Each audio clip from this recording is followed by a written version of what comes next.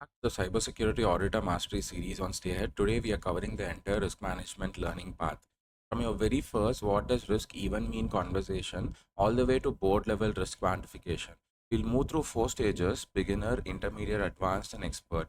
Stick around for all four because each one builds directly on the last.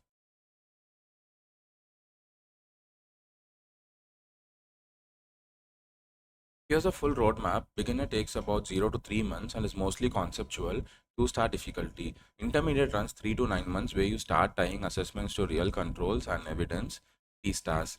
Advanced spans 9 to 18 months and is where you start thinking like a GRC engineer. 4 stars. An expert is 18 months plus where the job becomes strategic risk leadership. 5 stars, the hardest stage. Let's walk through each one.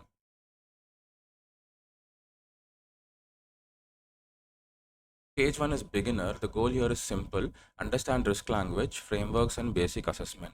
This stage is rated 2 out of 5 stars, low to moderate difficulty because it's mostly conceptual.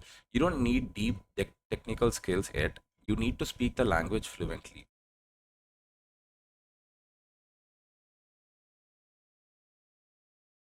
Let's start with the core formula: risk equals likelihood times impact.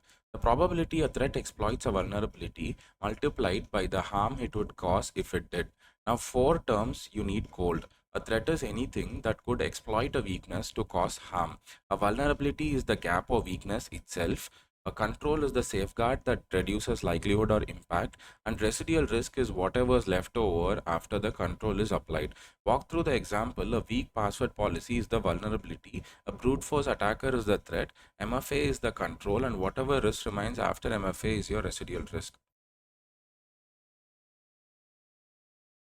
Risk appetite versus risk tolerance. Two terms people constantly mix up: risk appetite and risk tolerance.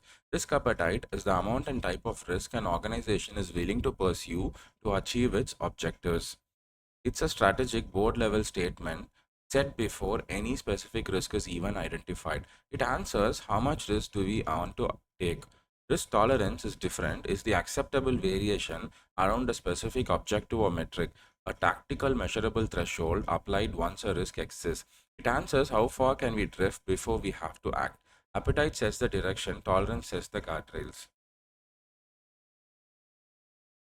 How to write a basic risk statement. A well-formed risk statement has three parts: condition, the current gap or weakness that exists today; event or threat, what could happen because of that condition; and consequence, the business impact if the event occurs.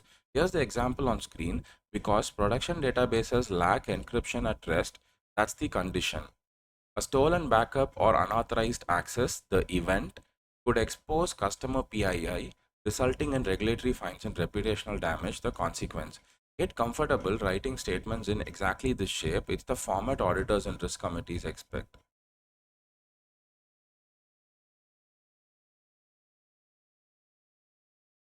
Mapping risk to frameworks. Once you have written a risk, tie it to the frameworks your organization is measured against. ISO 27001 uses Annex A controls covering organizational, people, physical, and technological safeguards. NIST CSF organizes around 5 functions: identify, protect, detect, respond, and recover. SOC2 uses trust services criteria, security, availability, confidentiality, and more. One risk can map to controls in all three frameworks at once, and that overlap is exactly what a unified control framework captures later in your GRC engineering journey.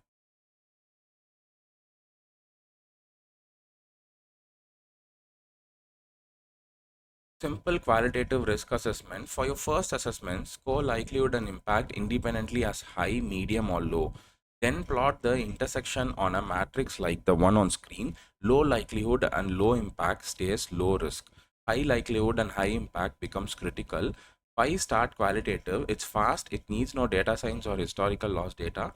It's easy to explain to non-technical stakeholders, and it's great for triaging a large risk register quickly. It's also the foundation you'll build on when you move to quantitative methods like FAIR and CVSS in the advanced stage.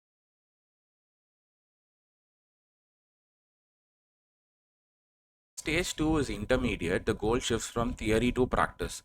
Perform real risk assessments tied to controls and evidence. This is a three star, moderately difficult stage because now you need to understand real systems, real evidence, and real business impact. not just definitions.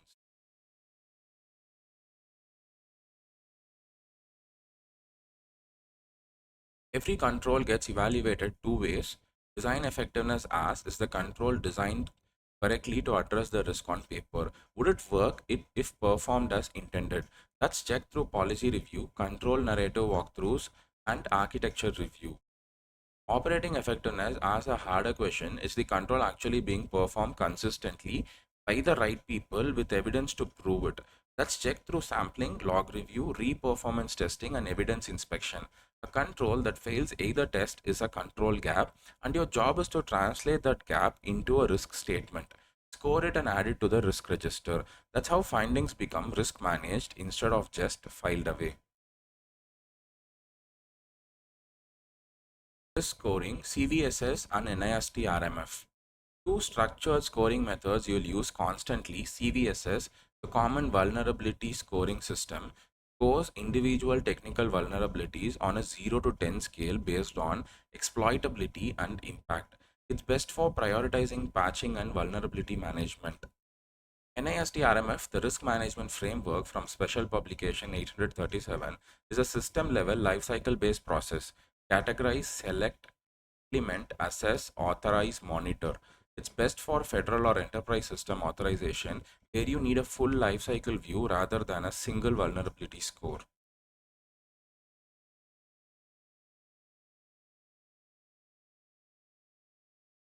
Vendor risk gets its own process. Step 1, tier the vendor. Classify by data access and business criticality. Step 2, collect evidence. Talk to reports, questionnaires, pen test results. Step 3, score the risk. Rate residual risk after reviewing their controls. Step 4, monitor continuously. Reassess on renewal or after incidents. That last step matters most. Vendor risk doesn't end at signing. It's a continuous relationship. A clean SOC 2 at onboarding doesn't guarantee the vendor is still compliant 18 months later.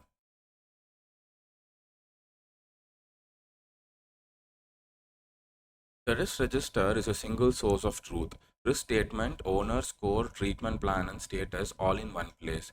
Governance committees like a risk committee review high and critical risk on a set cadence.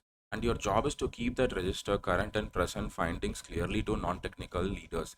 You'll do this work inside GRC platforms, Archer, which is enterprise risk and controls management, heavily used in large regulated firms. ServiceNow GRC, which integrates risk with IT service management and workflow automation, and Metric Stream, known for strong risk compliance and audit reporting.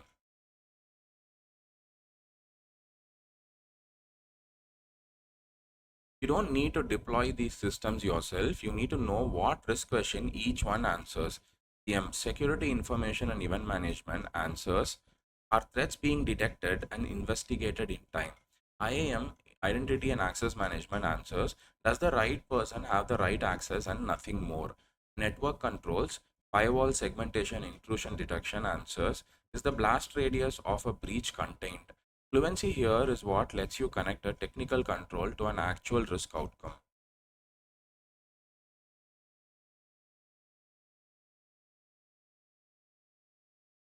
Phase 3 is advanced, and this is where GRC engineering really begins. The goal is engineer level risk capability. It's rated 4 stars, high difficulty, because it demands system thinking, real data interpretation, and an engineering mindset, not just process knowledge. This is where you move from high, medium, low to real numbers. FAIR, factor analysis of information risk, expresses risk as loss event frequency multiplied by loss magnitude. Frequency asks how often a loss event is likely to occur given threat frequency and vulnerability. Magnitude asks how much financial impact primary costs like incident response and legal fees, and secondary costs like reputational damage and regulatory fines. Why does this matter? FAIR gives risk a dollar figure boards actually understand. Saying this risk causes $1.24 million a year in expected loss lands a lot harder than saying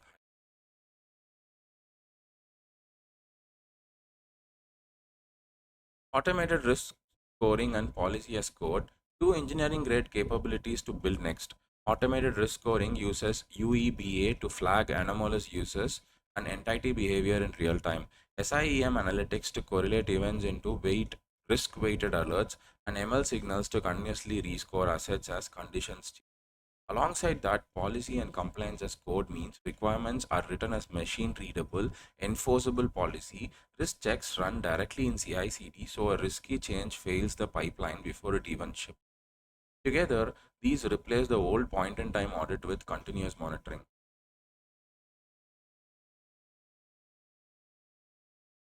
Key ideas from modern GRC engineering critique. The Netflix risk model pushes risk based decisions out to engineering teams with guardrails.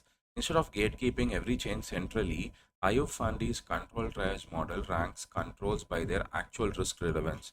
So you invest effort where a control materially changes the risk outcome, not just where it's easiest to check a box. And the concept of dead risk and performative controls means actively retiring risks that are no longer relevant and flagging controls that exist on paper but don't actually reduce real risk. This is the mindset shift from checkbox compliance to genuine risk engineering.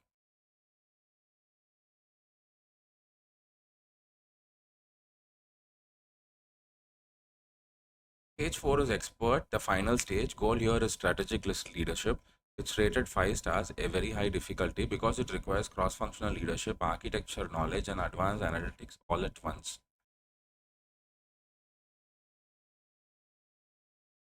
At the expert level, five capabilities define the role: enterprise risk alignment, tying risk directly to business strategy, not just IT posture; board level risk quantification, translating technical risk into financial and strategic language for the board; unified control frameworks, architecting one control library mapped across every standard the organization must meet; automated guardrails, designing risk workflows that enforce themselves across the enterprise; and Bayesian and ML risk models, using probabilistic data driven models for emerging correlated risks that simple scoring can't capture.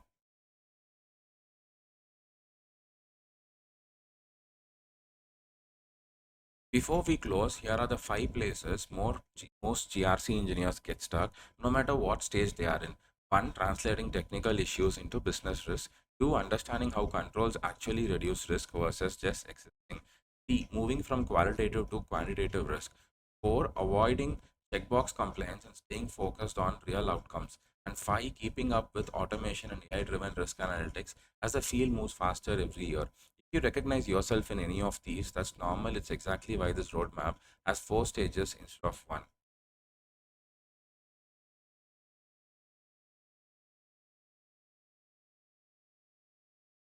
Remember, the goal was never the score, it's better decisions. From your first likelihood times impact calculation to board level Bayesian risk models, every single stage in this roadmap exists to help the business make better informed decisions faster. Series is sponsored by Audit.site, AI powered compliance automation for continuous code driven risk and control management. Subscribe to stay ahead for the next stage in the Cybersecurity Auditor Mastery series.